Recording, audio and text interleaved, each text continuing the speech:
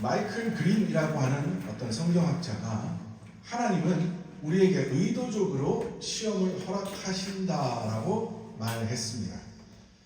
그러면서 말하기를 왜 그렇게 의도적으로 시험에 이끄시는가를 설명하면서 첫 번째로는 예수님의 시험 받으심에 대하여 그러했듯이 우리도 역시 예수님이 마치 모든 사역이 준비되어 있음을 세상 가운데 공포하기 위하여 예수님을 마귀의 시험에 들게 하신 하나님의 뜻이 있는 것처럼 우리 그리스도인들도 그리스도인으로서 살아갈 만한 모든 준비가 되었음을 하나님께서 알리고자 하실 때 우리를 때로는 시험에 들게 하신다 라고 말씀하시고, 또한 두 번째 또 다른 뜻이 있는데 무엇인가 하면 우리가 은혜를 좀 받았다라고 생각하면 우리는 또는 우리가 성령의 충만함을 좀 받았다라고 생각하면, 다른 말로 하면 우리가 은혜의 이끌림을 받는 삶을 산다라고 생각을 하면 우리는 꼭 그 다음에는 은혜에 진짜로 이끌리는 게 아니라 우리의 감정에 이끌릴 때가 많기 때문이다 라고 설명하더라고요. 쉽게 얘기하면 무슨 말인가 하면 은혜를 좀 받았다 하면 자만감에 충만해진다는 거예요. 우리 그리스도인들이 내가 은혜를 좀 받았어요, 내가 기도를 좀 했어요, 내가 성경을 좀 읽었어요, 그래서 내가 좀 괜찮은 것 같아요 하면 그 다음부터는 계속 그 은혜에 이끌림 받아 온전한 그리스도인으로 살아가는 게 아니라 꼭 거기서 방향을 틀어서 좀 자만에 빠져 살아갈 때가 많더라는 거예요. 때로는 은혜 받았다는 것 때문에 흥분에 빠져 살아갈 때가 너무나 많이 있다는 거예요. 이것이 좀 젊은이들에게 많이 나타나지 않습니까? 어떤 집회, 뭐 찬양 집회니 무슨 말씀 집회니 어떤 거 갔다 오면 세상 다 끝난 것 같이 생각을 하는 거예요. 그래서 막 흥분해서 다 될 것처럼 삶으로 돌아가는데 삶에서 부딪히는 일들이 하나만이라도 나에게 딱 다시 부딪혀오면 어떻게 돼요? 와르르 무너지는 것이 우리의 현실이라는 거예요. 그래서 그러한 자리에서 좀 더 강하게 하시기 위하여서 하나님은 의도적으로 은혜를 받은 다음에 또 시험에 들게 하신다고 마이클 그린이라는 성경학자가 우리에게 설명을 해주더라고요. 맞는 것 같습니다.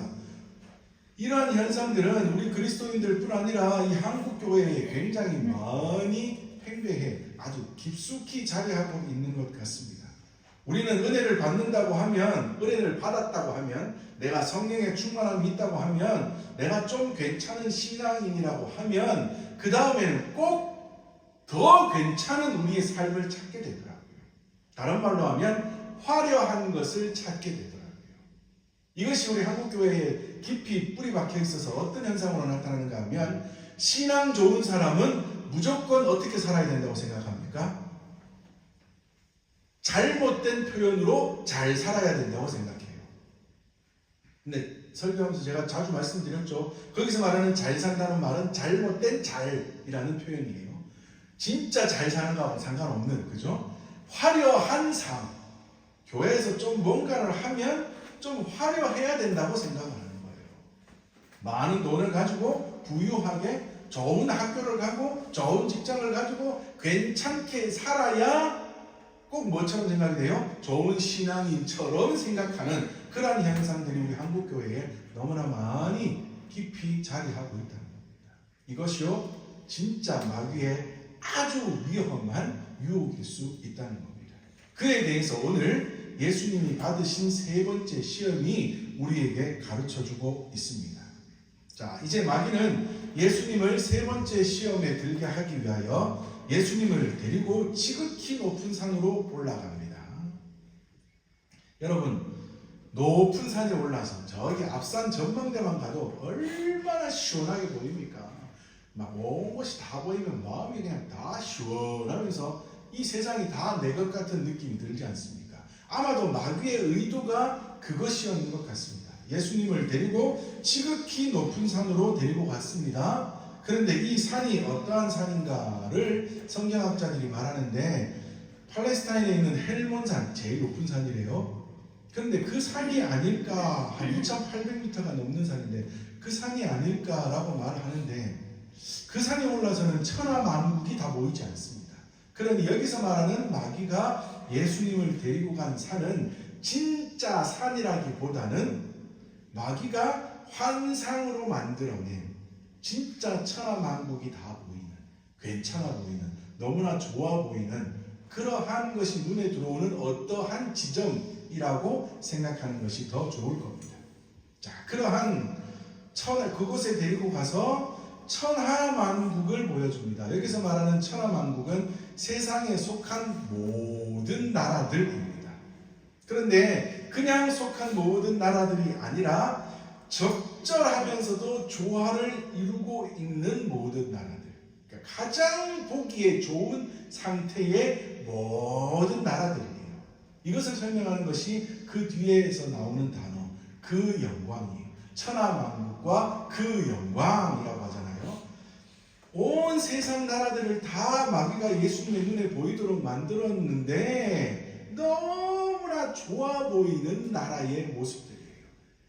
그러니까 가장 좋은, 가장 비옥한 땅에 가장 좋은 상태로 가장 훌륭한 모습으로 사람들이 살아가고 있는 것처럼 보이는 그러한 현상들을 예수님의 눈에 보이게 했다 이 말이에요. 그것을 성경이 말하기를 천하만국과 그 영광, 아주 화려한 세상을 보여줍니다. 그러면서 말하기를 어떻게 해요? 이 모든 것을 네게, 예수님께 말하기를 너한테 줄게. 그런데 조건이 있습니다. 어떤 조건이요? 네가 나에게 엎드려 경배하면 이렇게 좋은 모든 것 너에게 줄게 라고 그렇게 마귀는 예수님을 시험합니다. 참 대단해요. 마귀는요. 첫 번째, 두 번째 시험에서는 마귀는 뭐를 했습니까? 예수님께 돌이 떡덩이가 되게 해봐. 그리고 높은 데서 성전 꼭대기에서 뛰어내려봐 라고 예수님이 할 수 있는 어떠한 것들에 대한 명령을 했는데요. 세 번째에는 제안을 합니다. 나한테 경배해봐. 나한테 엎드려 절해봐. 그러면 내가 이 좋은 것 너에게 줄게 라고 말합니다. 더군다나요, 어떻게 유혹을 하는가 하면 신적인, 진짜 이 세상에 유일하신 하나님이신 예수님이 사람의 몸을 입고 이 땅에 처음 오셨을 때 동방 박사들이 예수님을 찾아가서 메시아이신 예수님, 이 땅에 사람의 몸을 입고 오셨군요. 그 예수님에 대하여 우리가 엎드려 경배합니다 라고 할 때 그때 그들이 했던 경배라는 단어, 성경이 쓰고 있는 그 단어를 그대로 마귀가 가지고 와서 네가 이번에는 나한테 그 모습으로 경배해봐. 내가 이 좋은 것 너에게 줄게 라고 유혹을 하는 거예요. 그러니까 대단한, 우리는 성경에 대해서 깊이 연구하고 이런 것들이 잘 몰라서 그렇겠지만 이게 아주 심오하면서도 굉장히 악랄하면서도 교묘한 시험이랍니다. 예수님이 받으셨던 그 경배에 대한 것을 가지고 이제는 그 모습 그대로 나한테 경배해봐. 그러면 이 화려한 천하만국과 그 영광을 너에게 줄게 라고 유혹하고 시험하고 있는 것입니다. 자, 그렇게 지금 예수님을 시험하고 있는 이유는 두 가지가 있답니다. 첫 번째는 신분을 망각하라는 겁니다. 메시아이신 예수님, 하나님이신 예수님, 경배를 받으시고 이 온 천하 만물을 운행하시고 모든 인류를 구원의 길로 인도하실 그 하나님이신 예수님에 대하여 네가 그 신분 모든 중요한 것들을 다 잊어버리고 망각해라. 그리고 그 다음 유혹하는 게 뭐예요? 그럼으로써, 망각함으로써 뭐 하라는 거예요? 절하라. 이게 뭐예요? 절하라가, 마귀에게 절하라는 게 뭐예요? 제1계명을 어기라 이 말이에요. 하나님 외에 다른 신을 섬기지 말라 하시는 하나님의 1계명도 어겨라. 나를 섬겨라. 그러면 너에게 이 모든 것들을 줄 것이다 라고 말하고 있습니다. 자, 그런데 마귀는요, 예수님께 시험했던 이 동일한 모습으로 누구에게 시험할까요? 우리에게도 똑같이 시험합니다. 이 세상에 모든 영광, 모든 좋은 것들을 가지고 싶어 하는, 더군다나 처음에 말씀드린 것처럼 좋은 그리스도인이라면, 좋은 신앙인이라면 당연히 누구보다 그것보다도 더 많은 것들을 가지고 더 화려하게 살아야 해라는 것들을 가지고 마귀는 우리에게 분명히 시험에 온다는 겁니다. 마귀는 그렇게 시험하는 모습들 가운데에 우리에게 유혹하기를, 야, 너희들이 그리스도인이라면 좀 더 좋은 것을 가지고 좀 더 좋은 모습으로 좀 더 화려한 모습으로 살아야 되지 않겠니? 그런데 그것을 가지기 위해서는 잠깐 눈 감고 뭐 하라고요? 마귀에게 경배하여 천하만국과 영광을 얻으라. 그리고 그 다음에 예수님 잘 믿는 것처럼 하면 되지 않을까라고 우리를 유혹한다고요. 이것에 대해서 설명했던 것이 제가 몇 번 말씀을 드렸던 시편 1편에 대한 것 아닙니까? 악인들의 꾀, 죄인들의 길, 오만한 자의 자리. 그죠? 처음에 악인들의 꾀가 뭐라고요? 에이, 잠깐. 그냥 돈 부정해도 잘못해도 이게 분명히 잘못된 길이라 할지라도 잠시 눈 감고 돈 많이 더 벌어서 뭐 하면 된다고요? 헌금도 많이 하면 좋지 않을까? 그리고 그리스도인으로서 화려한 모습을 교회 안의 사람들과 세상 사람들에게 보이면, 야, 니 보니까 교회 다니는데 그렇게 화려하게 살아가는 거 보니 교회 가면 진짜 복 받는가 보다, 따라가야 되겠다 라고 보여주는 게 더 좋지 않아? 라고 마귀는 우리에게 유혹한다고요. 그러기 위해서 뭐 하라고요? 잠시 눈 감고 악인의 꾀를 따라라. 그렇게 유혹을 하다가 결국에는 죄인의 길에 서게 하고, 나중에는 온전한 그리스도인으로 살아가는 사람들을 향해서 뭐 하는 사람? 조롱하는 이 바보 같은, 네가 예수 믿으면서 그렇게 훌륭하게 그리스도인으로 살아간다면서 그렇게 찌질하게 살아가는 게 이 바보 같은 이라고 그들을 조롱하는 오만한 자의 자리에 앉게 하는 길로 결국에는 딱 묶어가서 더 이상 벗어나지 못하여 마귀의 종이 되게 하는 그러한 시험의 길로 분명히 우리를 이끌고 간다는 것입니다. 그러므로 우리는 이것에 대하여서 정말 잘 깨어서 무엇이 우리를 유혹하는 마귀의 시험인지를 잘 분별하며 살아가는 하나님의 백성이 되어야 될 줄 믿습니다. 결코 그리스도인은요, 결코 교회 안에서는요, 좋은 신앙인이라고 무조건 화려해야 되는 것 절대 아닙니다. 절대 아닙니다. 제가 또 이제 얼마 후부터 함께 또 한번 살폈으면 좋겠어 지금 준비하고 있는 말씀이 팔복에 대한 말씀인데, 그 첫 번째 그랬잖아요. 복 있는 사람은 이라고 예수님께서 말씀하실 때 그 복 있는 가난하다라고 말하는 그때의 그 가난이라는 것이 진짜 가난일 수 있다. 심령이 가난한이라는 것이 진짜 우리는 이 성경에서 마태복음에서 말하는 것은 그냥 심령이 가난한이라고 해서 마음이 가난해야 되나 보다 라고 생각할 수 있겠지만, 진짜 예수님이 하셨던 진짜 뜻은 그게 아니라 진짜 가난한 너희들, 예수님 당시에도 올바르게 살고 가장 정도로 살고 가장 예수님이 하시는 말씀, 아니 구약에서부터 지키라 말씀하신 그 성경 말씀과 예수님이 오셔서 가르쳐 주셨던 그 모든 말씀들을 가장 정도로 지키며 살아갔더니 나타나는 결과는 뭐예요? 가난이더라는 거예요. 왜? 세상이 악하니 그들과 합쳐지지 않고 온전하게 살려고 하다 보니 뭐가 있어요? 가난이라는 결과가 다가오더라는 거예요. 그렇게 살아도, 그렇게 힘들게 살아도 열심히 말씀대로 살아가려고 하고 있는 그들을 향하여 예수님이 뭐라고 말씀하셨다고요? 가난한 너희들에게 복이 있다라고 말씀하신 것이 더 정확할 것이라는 것이 점점 더 성경학자들이 말하고 있는 내용이라고요. 이것처럼 그리스도인으로서요, 열심히 신앙생활을 해도 가난할 수도 있고 몸이 아플 수도 있고 힘들 수도 있고 어려운 삶을 살아갈 수도 있습니다. 그런데 마귀는 뭐라 그래요? 아니야, 그리스도인은 결코 힘들어서는 안 돼, 가난해서는 안 돼, 몸이 아파서는 안 돼. 그러니 몸이 아프고 힘들고 가난할 때마다 뭐 하라고요? 잘못된 길이라 할지라도 그것에서 벗어나려고 먼저 마귀의 손을 붙들어 봐.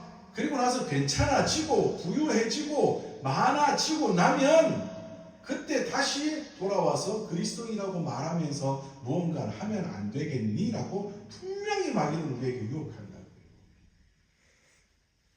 그러면서 마귀가 제일 좋아하는 노래가 뭘까요? 마귀가 제일 좋아하는 노래가 뭘까요? 노세노세 젊어서 노세. 마귀는 그럴 거예요, 진짜. 노세노세 젊어서 노세. 늙어지면 못 노나니. 거두세 거두세. 젊을 때 많이 거두세. 잘못됐더라도 부정하더라도 많이 거두세. 마귀는 이 노래 제일 좋아할 거예요. 그렇게 계속해서 유혹하며 나아갑니다. 이 현상이 어디까지 나타나고 있습니까? 교회마저도 그래요. 교회도 뭐 해야 한다고 합니까? 화려해야 한다. 교회도 화려해야 한다. 교회도 멋있어야 한다고. 교회도 브랜드화가 되어야 한다고. 결국에는 목사도 브랜드화가 되어야 한다고 말하는 시대가 지금의 시대예요. 물론 어떤 한쪽의 작은 면을 보면 큰 교회가 많은 일들을 섬길 수 있으니 좋아요.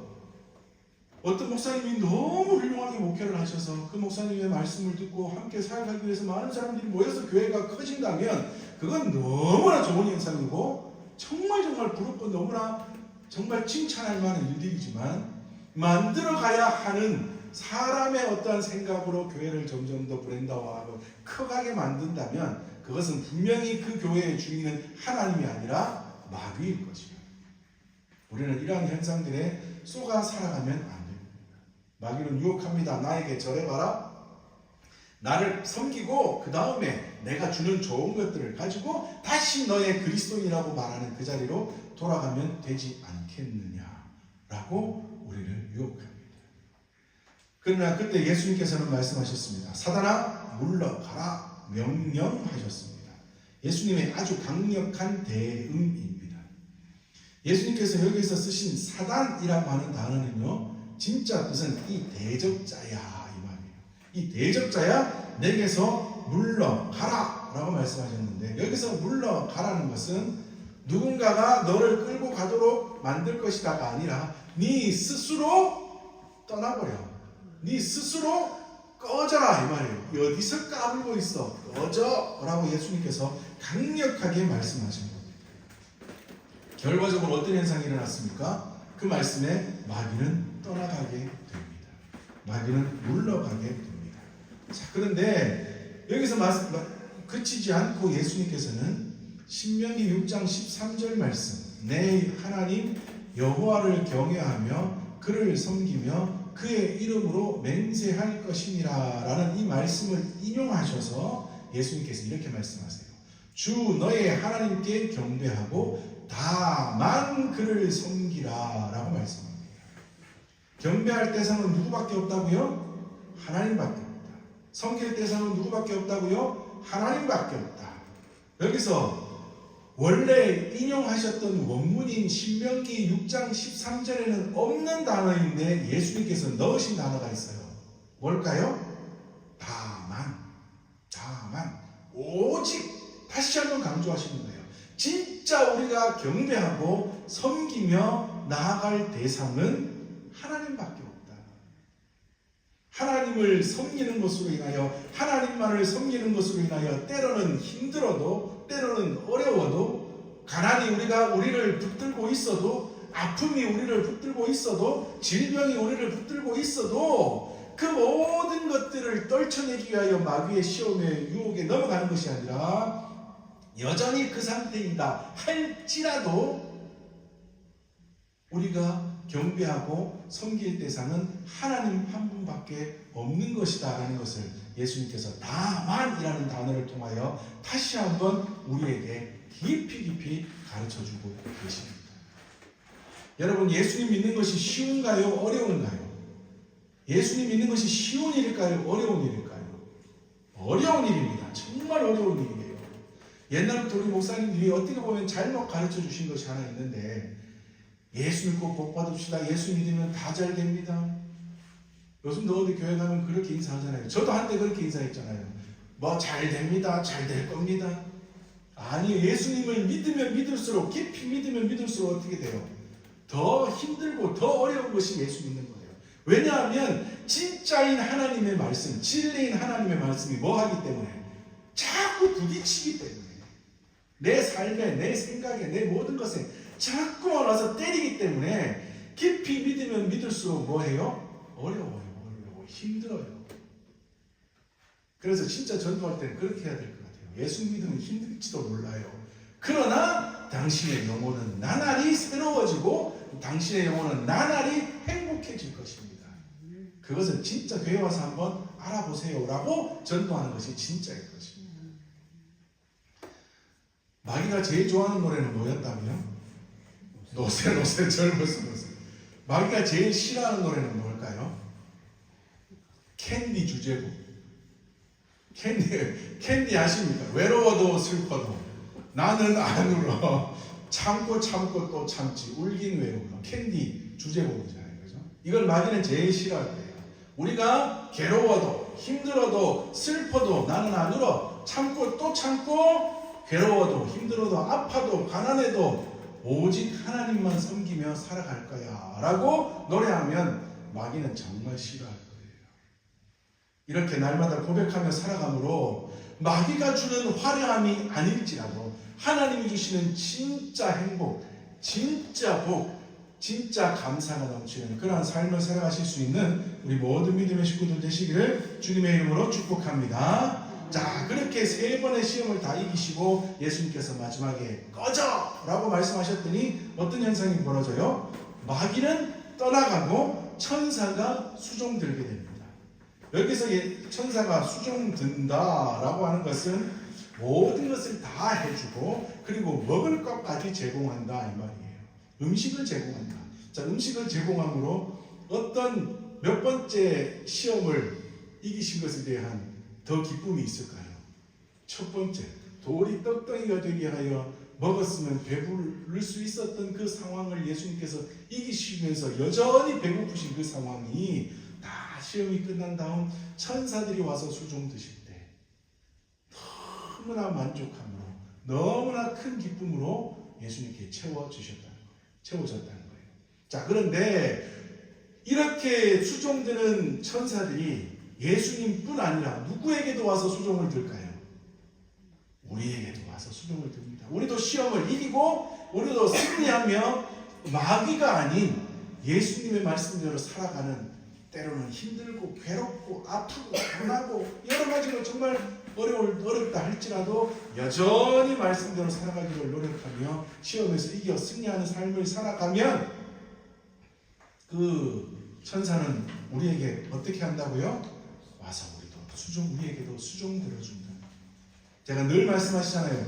계산하지 않고 거꾸로 계산하지 않고 올바르게 계산하여 살아가면 우리가 생각했던 만큼의 복이 아닌 우리가 상상하지도 못할 더 넘치고 넘치는 복을 하나님께서 우리에게 베풀어 주실 겁니다. 우리가 계속해서 살펴보았던 예수님이 당하셨던 이 시험들을 잘 기억하시면서 우리도 시험에서 승리하여 하나님이 함께 하시는 그 놀라운 은혜, 진짜 기쁨, 진짜 감사, 진짜 행복을 누리며 살아가실 수 있는 저와 우리 모든 믿음의 식구들 되시기를 주님의 이름으로 축복합니다. 아멘.